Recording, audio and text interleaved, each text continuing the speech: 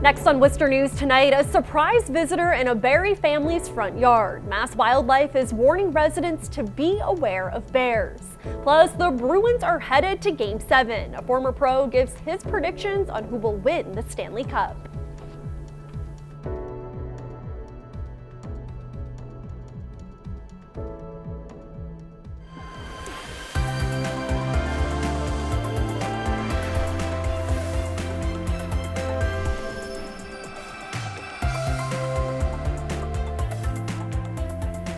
Good evening and thanks for joining us. I'm Olivia Lemon. A Barre resident is warning others to be aware of bears in their neighborhood.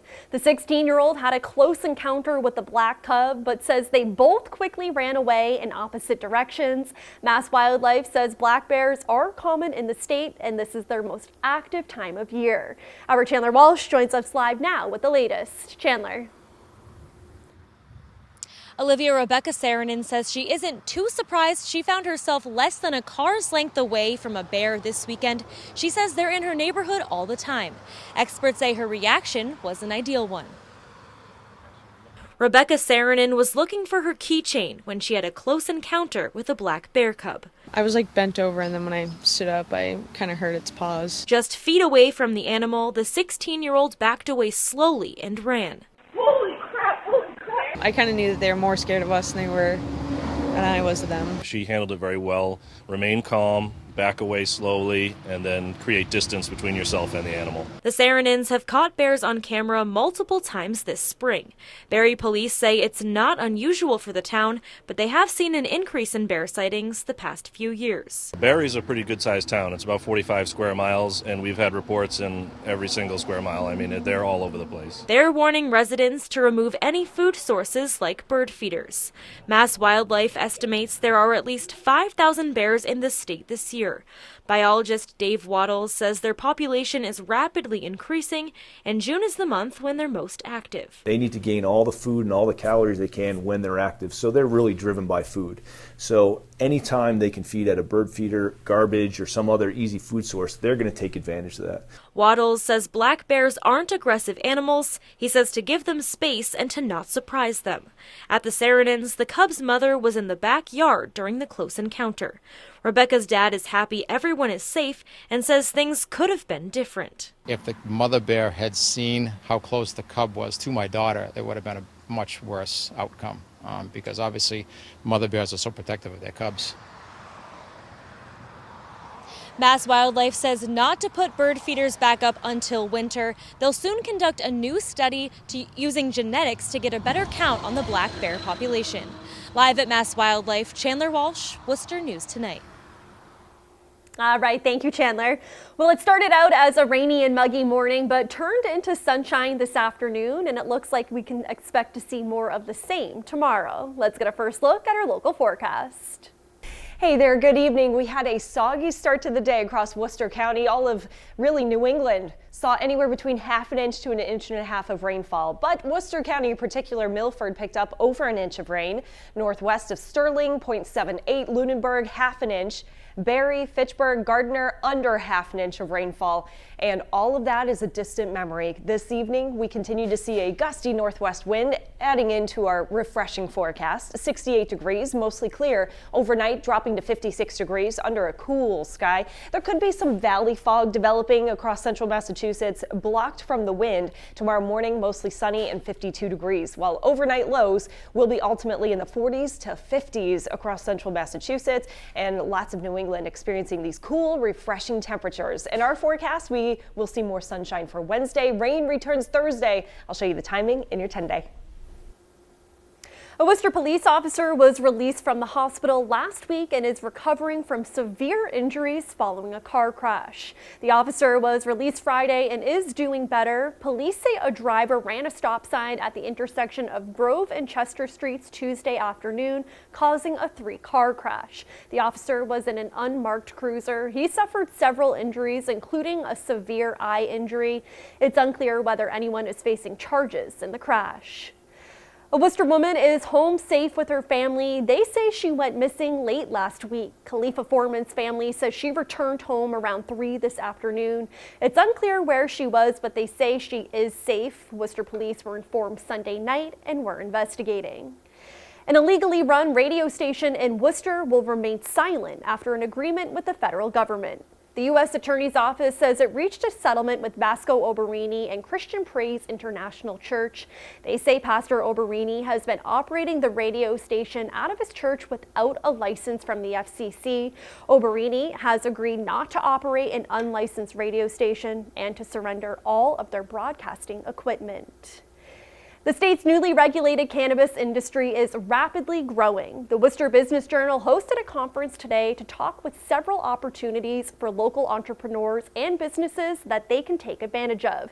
Our ROSLYN FLAHERTY explained some may still have a lot of questions, and today's panelist helped answer them. ROSLYN. Olivia, people in Massachusetts voted to legalize recreational marijuana in 2016, and some say it's positive for the state, while others are concerned about the rapid growth of the cannabis industry here. A conference at the DCU Center Tuesday talked about the business of cannabis. Its goal was to educate people interested in cannabis trends and opportunities in Massachusetts. The Worcester Business Journal hosted the event and says the industry is expected to generate $1 billion by its second year. The Cannabis Control Commission says businesses in Massachusetts need to look into the future because other states are legalizing and there will be more competition. We're in a wild time right now. We are in the business of regulating a product that is illegal on the federal level, illegal in many places internationally, legal in some places, quasi-legal in others. It's a very confusing state of play. So to make this a sustainable industry, we not only have to plan for the current strange dichotomous environment that we're in, but we have to look forward to a environment that is going to be different legally. The Cannabis Control Commission will move their headquarters to Worcester's Union Station later this year. ROSLYN FLAHERTY, Worcester News Tonight. One murder charge has now been dismissed in the so-called Blackstone House of Horrors trial. Erica Murray still faces one charge of second-degree murder. The defense argued that the prosecution had not met its burden of proof on at least one of the murder charges, and the judge agreed. Erica Murray was facing 2 counts of second-degree murder for 2 of the 3 sets of infant remains found in her home. Prosecutors had argued that 2 of the infants were born alive, in part because they were found diapered and clothed. But the defense argued Murray only admitted one of the dead infants was born alive, and the prosecution didn't prove that the other one ever lived. Here's some of the exchange in court after the defense moved for the judge to issue a required finding of not guilty. There was insufficient evidence to establish that more than one baby was born alive. There's ample evidence to find that Erica Murray caused the death of her children with malice. The Commonwealth has not met its burden as to that indictment. And so as to count 2, the motion for required finding is allowed. And Murray still faces one charge of second-degree murder as well as various other charges. A new poll shows a majority of Massachusetts voters believe state education funding should be distributed better to eliminate inequalities among public school districts. The Suffolk University and Boston Globe poll reports a majority would be willing to pay more in state taxes to achieve this. 60% of the registered voters polled last week said public K-12 education isn't adequately funded in Massachusetts. The Worcester Public Schools hired a lawyer last week to consider the possibility of suing the state over inadequate funding. Now to the Stanley Cup final. The Bruins are back in Boston practicing for tomorrow's Game 7 against St. Louis. They must feel pretty good coming out of their 5-1 win in Game 6, but now they have to focus on their final game. And the puck will drop one last time for the 2018-2019 NHL season tomorrow night at the TD Garden. Some local residents will be there to witness it. Others have experienced something similar before and say as long as the Bruins stay strong, they will win. Our Brittany SCHAEFER joins us live now with more. Brittany. Olivia, Shane Toporowski played in the minor, national, and European leagues. His team made it to the championship series twice, and he says it's a nerve-wracking but exciting feeling. Shane Toporowski has an idea of how the Bruins are feeling heading into the final game of the Stanley Cup Series. The former professional hockey player played in 2 Game 7s in championship series. The butterflies in your stomach are out of control. Everything's magnified, right? Every little puck that you don't get out of the zone, every puck that you don't get in the zone, all those danger areas, when you don't do your job properly, it just magnifies because that's an opportunity for your opponent to capitalize on you. Toporowski is now the head coach of men's hockey at Worcester State University. He says if the Bruins can lower their amount of turnovers and start strong, they will win. Handle the first 10 minutes tomorrow night against St. Louis. I think they're going to be very tenacious and, like I said, transfer as many pucks as you can to the net and get to the blue paint for the second, third scoring opportunities. Eliminate those turnovers at the blue line, especially on the power plays. I think the skill set of the Bruins truly shines through, so they get to the end result more often than not, and I